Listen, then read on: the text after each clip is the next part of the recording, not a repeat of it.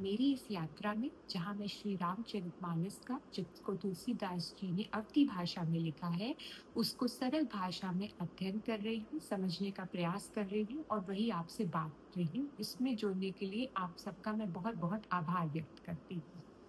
अभी तक हमने इसके 7 पार्ट बना लिए हैं, आज 8वां पार्ट है जिसमें तुलसीदास जी कहते हैं कि प्रभु का वास तो हम सबके हृदय में है।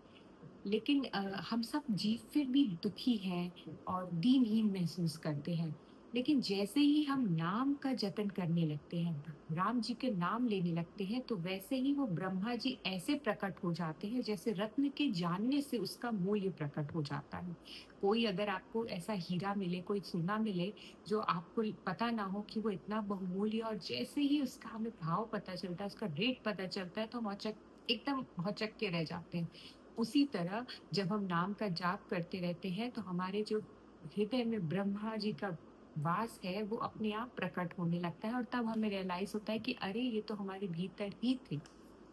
श्री रामचंद्र जी ने भक्तों के हित के लिए मनुष्य शरीर धारण करके स्वयं कष्ट सहकर सबको सुखी किया। परंतु भक्तगण अगर सिर्फ प्रेम के साथ नाम का भी जाप करेंगे तो वह सहज ही आनंद और कल्याण के गढ़ हो जाएंगे। कि स्वयं ईश्वर ने तो इस पृथ्वी पर आकर इतना दर्द सहा और तब जाके सबको सुख पहुंचाया, लेकिन हमसे उनकी इतनी ही अपेक्षा है उनके धाम जाने के लिए, मुक्ति धाम जाने के लिए, मोक्ष पाने के लिए, कि हम बहुत प्रेम पूर्वक और विश्वास के साथ उनका सिर्फ निरंतर नाम जाप करें। हमारे लिए कोई ऐसी कठिन साधनाओं को नहीं बांधा गया है, कोई ऐसे नियमों को नहीं बांधा गया है, सिर्फ नाम का जाप बांधा गया है। राम जी के नाम का जाप अपने भक्तों के दोष, दुखों और दरिद्र को इस तरह नाश कर देता है जैसे सूर्य रात्रि का। हम कितने भी दुखी हों, हमारे अंदर कितने भी दोष हो, हम कितने भी अभागे हों, लेकिन जब हम राम जी का नाम लेने लगते हैं तो जैसे अंधेरे में हो और एकदम सूर्य आ जाते हैं, सूर्य चमकने लगते हैं, वैसे ही हमारा भी विकास होने लगता है राम जी का नाम लेने से। तो कलयुग के सारे पापों की जड़ उखाड़ने वाला सिर्फ और सिर्फ श्री राम जी का नाम है।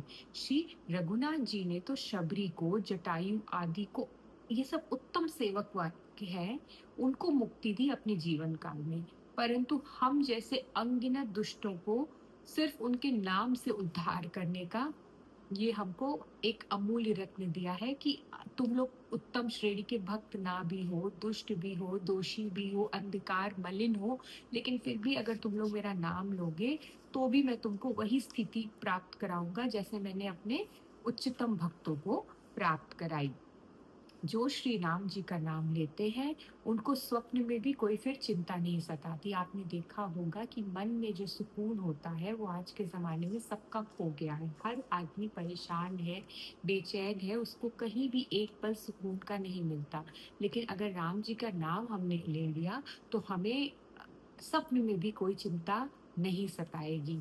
नाम के जपने से प्रभु, आप देखिए, नाम के जपने से प्रहलाद जी को उच्चतम श्रेणी के भक्तों में रखा गया क्योंकि वो निरंतर नाम जाप करते थे।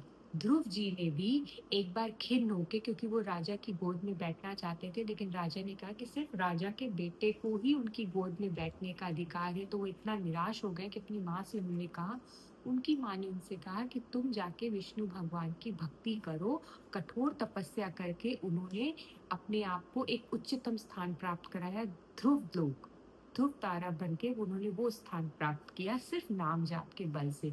हनुमान जी ने पवित्र नाम का स्मरण करके श्री राम जी को अपने वश में कर रखा है।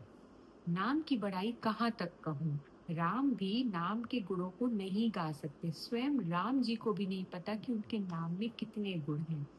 कलयुग में राम का नाम मनचाहा पदार्थ देने वाला है और कलयुग का निवास यानी मुक्ति धाम और कल्याण का निवास यानी मुक्ति धाम पहुंचाने वाला है।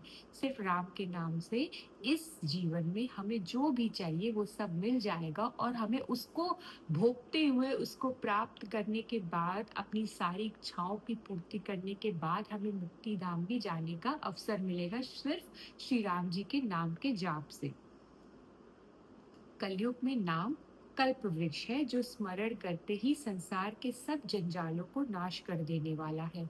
यहाँ पर अगर आप नाम लेंगे तो आपके ऊपर कितनी भी ज़िम्मेदारियाँ हैं, कितनी भी जीवन में कठिनाइयाँ हैं, कितना भी असंभव से असंभव कार्य है, वो सब का सब अपने आप धीरे-धीरे सुलटने लगता है। लेकिन उसके लिए हमको थोड़ा-सा धैर्य, थोड़ा नियम पूर्वक, थोड़ा बलपूर्वक और विश्वास के साथ नाम का जाप लेना निरंतर शुरू करना पड़ेगा।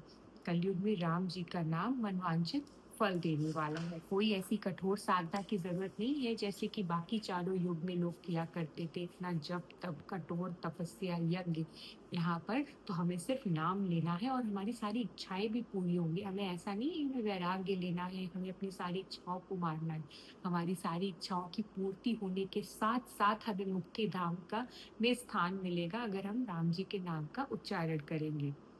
अगर अच्छे भाव से मतलब प्रेम से या बुरे भाव से मतलब बैर से, क्रोध से, आलस्य से, किसी भी तरह से अगर हम नाम जपते हैं तो दसों दिशाओं में हमारा सिर्फ और सिर्फ कल्याण होगा। हमारा कभी अमंगल नहीं होगा, कोई हमारा अहित नहीं कर सकता, हमारा शत्रु हम पे हावी नहीं हो सकते, हमारे दुर्घटना नहीं हो सकती, अ, अकाल मृत्यु नहीं हो सकती, कोई ऐसा भयंकर रोग नहीं हो सकता, अगर हम किसी भी भाव से, आलस से, क्रोध से अगर सिर्फ नाम का सहारा लेते हैं, नाम का जाप करते हैं। उसी परम कल्याणी